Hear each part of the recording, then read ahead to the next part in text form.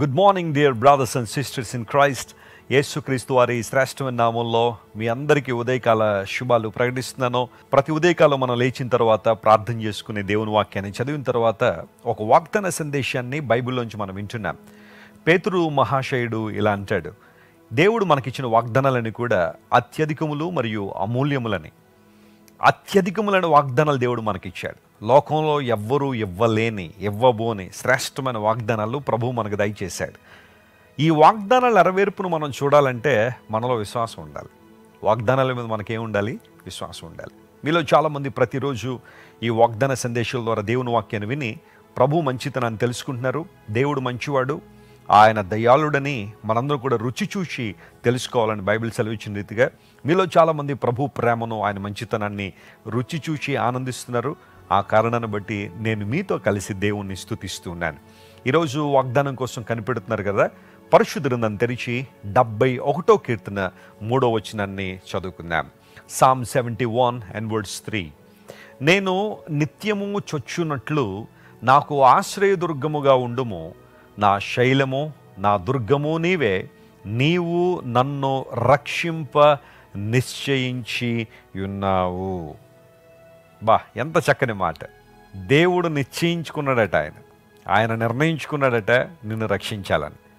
కొంతమంది అంటారు కదా, నేను అనుకున్నాను నీకు మేలు చేయాలని చేస్తాను, నేను డిసైడ్ అయ్యాను నీకు మేలు చేయాలని లేదా నిన్ను విడిపించాలని నేను చేస్తానని కొంతమంది వాగ్దానాలు చేస్తారు.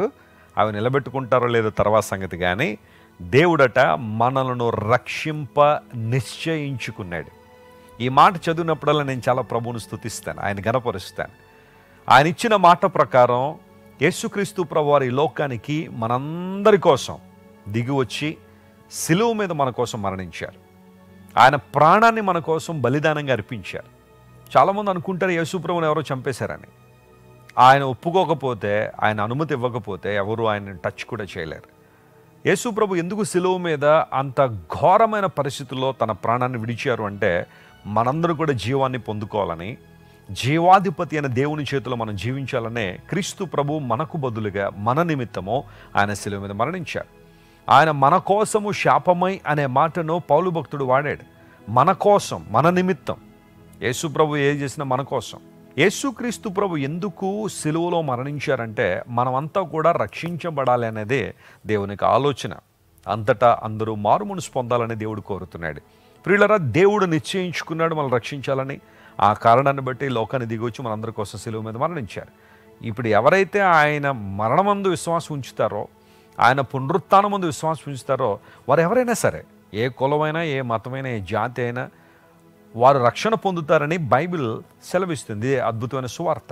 ఈ సువార్తను నమ్మి ఎవరైతే ప్రభు దగ్గరికి వస్తున్నారో వారందరూ కూడా ఆధ్యాత్మిక దీవెనలు అనుభవిస్తున్నారు. ఇక్కడ చదవబడిన మాటను మనం చూస్తే, నేను నిత్యము చొచ్చునట్లుగా నాకు ఆశ్రయదుర్గముగా నీ ఉండుము ప్రభువా, లేదా నువ్వు ఉంటావు. నిత్యము అన్న మాట హిబ్రూలో తౌమీద్ అనే మాట ఉంటుంది. తౌమీద్ అంటే కంటిన్యూవలీ, ఎల్లప్పుడూ. ఇంకో మాట డైలీ, ప్రతిరోజు. నిత్యము నేను వచ్చినట్లుగా ప్రభా నీ దగ్గరికి, ఆశ్రయదుర్గములోనికి నేను నిత్యము ప్రవేశించినట్లుగా. ఆయన మనల్ని వద్దనడట, త్రోసివేసే దేవుడు కాదు ఆయన. ఆయన మనల్ని ఆహ్వానించే దేవుడు. నా ఆశ్రయదుర్గము, నాకు శ్రమ వచ్చినప్పుడు, కష్టం వచ్చినప్పుడు, అవమానాలు ఎదుర్కొన్నప్పుడు, నిందలు వచ్చినప్పుడు నేను నీ దగ్గరికి వస్తున్నాను ప్రభువా, నీవు నాకు ఆశ్రయదుర్గంగా ఉన్నావు. ఈరోజు ఇప్పుడు దేవుని బిడ్డ ఏదైనా శ్రమలో నలిగిపోతున్నావా? మనసు నిండా గాయాలు ఉన్నాయా? ఎక్కడ ఓదార్పు దొరకట్లేదా? ఎక్కడ ఆదరణ లేదా? రా ప్రభు దగ్గరికి రా. ఆయన ఆశ్రయదుర్గంగా ఉన్నాడు. ఆయన దగ్గరికి నువ్వు నిత్యము రావచ్చు. కొన్ని ప్రాంతాలకు సందర్శించే వేళలు, సమయాలు నిర్దేశించబడి ఉంటాయి. ఆ సమయంలోనే అక్కడికి మనం వెళ్ళగలం. ఆ సమయం దాటితే అక్కడ వెళ్ళడానికి అవకాశాలు లేవు.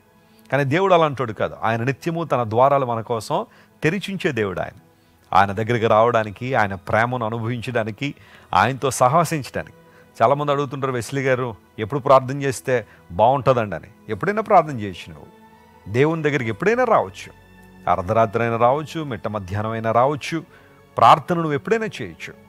అలా అని చెప్పి అన్ని పనులు అయిపోయిన తర్వాత ఎప్పుడో చివరి సమయం ఇవ్వమన్న ఉద్దేశం కాదు. కానీ దేవునికి ప్రాధాన్యత ఇస్తూ ఒకవేళ ఏదైనా అవసరం వచ్చినప్పుడు ఏ క్షణములను దేవుని దగ్గరికి వచ్చే అవకాశం దేవుణ్ణి కల్పించాడు. ఆయన కృపా సింహాసనాన్ని నువ్వు ఎప్పుడైనా తాకవచ్చు.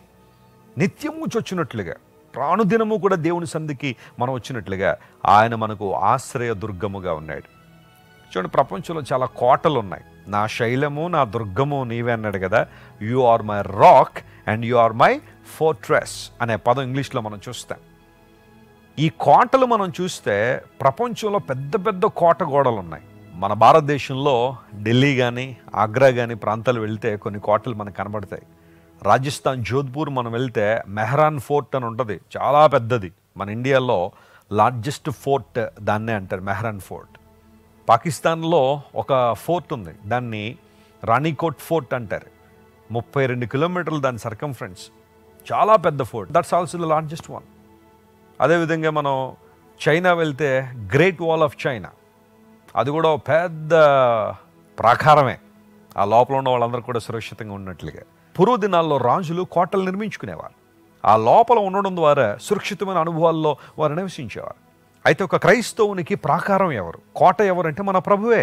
ఆయనలో మనం నివసించినప్పుడు ప్రతి విధమైన కీడు నుండి, ప్రతి విధమైన అపాయము నుండి, ప్రతి విధమైన దురాత్మ సంబంధమైన అధికారముల నుండి మనందరం కూడా విడుదల పొందడానికి దేవుడు చక్కని కృప చూపిస్తున్నాడు. ఈరోజు దేవుని ప్రాకారంలో ఉండాలని ఆశిస్తున్నావా? ఆయన నీ శైలము, ఆయనే నీ కోట, ఆయన నీ దుర్గం. ఈ వాగ్దానాన్ని ఈరోజంతా క్లెయిమ్ చేసుకుని ప్రభువును స్తుతించండి.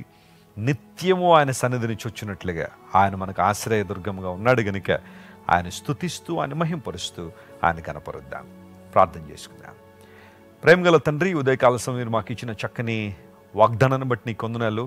ఎప్పుడు నీ సన్నిధికి వచ్చినా, ఏ సమయంలో నీ కృపా సింహాసనాన్ని తాకాలని మేము ఆశించిన నువ్వు మాకు అందుబాటులో ఉన్న దేవుడు కనుక నీ కొందనాలయ్యా. నీ మంచితనాన్ని బట్టి నేను స్తుతిస్తున్నాను. మా శైలముగా, మా దుర్గముగా నువ్వు ఉన్నావు. ఆ కారణాన్ని బట్టి నీ కొందనాలు. ఈరోజు మా ప్రియులు ఎంతమంది అయితే అభద్రతా భావంలో ఉన్నారో, ఆత్మన్యూనత భావంలో ఉన్నారో, వారందరిని విడిపించి ప్రాకారములో వారు నివసించినట్లుగా కావాల్సిన కృప దయచేయండి.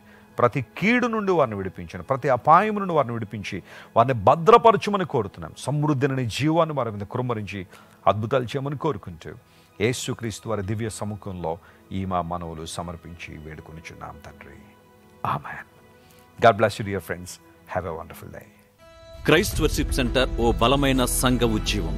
కొన్ని సంవత్సరాల క్రితం కేవలం ఇద్దరితో ప్రారంభించబడిన పరిచర్య నేడు ప్రపంచవ్యాప్తంగా లక్షలాది మందిని ప్రభావితం చేయుచున్నది.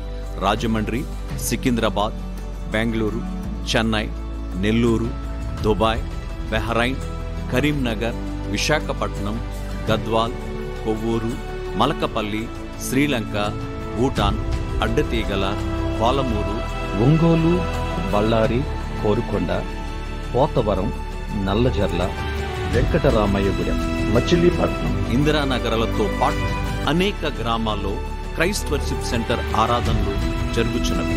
వాక్య సంబంధమైన ఉద్యమంలో, పరిశుద్ధాత్మ సంరక్షణలో కొనసాగాలనుకునే ప్రతి ఒక్కరికి మా ప్రేమపూర్వక ఆహ్వానాన్ని అందిస్తున్నాము. రండి, ఆత్మతో సత్యముతో ప్రభువైన యేసుక్రీస్తును ఆరాధిద్దాం. మీరు ఇంతవరకు విన్న దైవ సందేశం మరియు దేవుని సేవకులు చేసిన ప్రార్థన మీకు ఆశీర్వాదకరముగా ఉన్నదని విశ్వసించుచున్నాము. ఈ సందేశాన్ని మీ స్నేహితులకు, బంధువులకు షేర్ చేయండి. మీకు ఏదైనా ప్రార్థన అవసరత ఉన్నచో మా ఫోన్ నంబర్లకు కాల్ చేయండి.